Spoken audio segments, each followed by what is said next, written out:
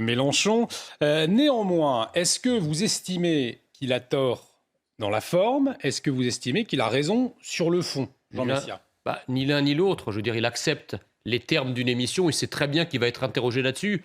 Ça fait quand même des mois qu'on en parle. C'est pas comme si c'était un truc qui venait d'arriver pendant l'émission et qu'il avait percuté frontalement par surprise. Donc tout ça est très hypocrite.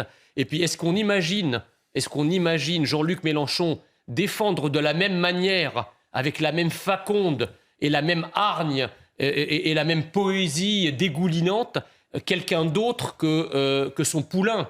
Et surtout quelqu'un d'autre d'un autre parti, s'il lui était reproché exactement la même chose. Donc Jean-Luc Mélenchon n'est pas sur ce qu'on reproche à Adrien Quatennens, qui se serait fait un plaisir de dégommer si ça avait été commis par quelqu'un d'autre, et notamment un adversaire.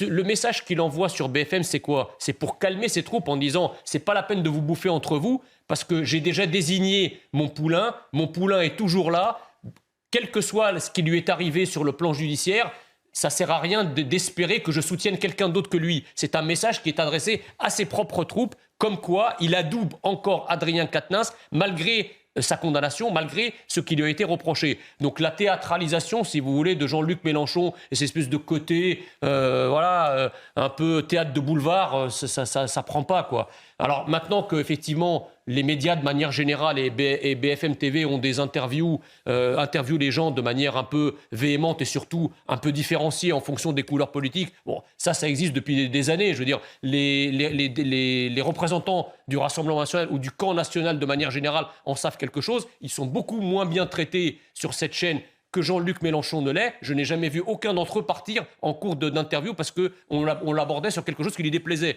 Donc quand on accepte l'augure d'une interview, eh bien, il faut avoir le courage d'aller jusqu'au bout et pas se carapater et se barrer de manière aussi minable.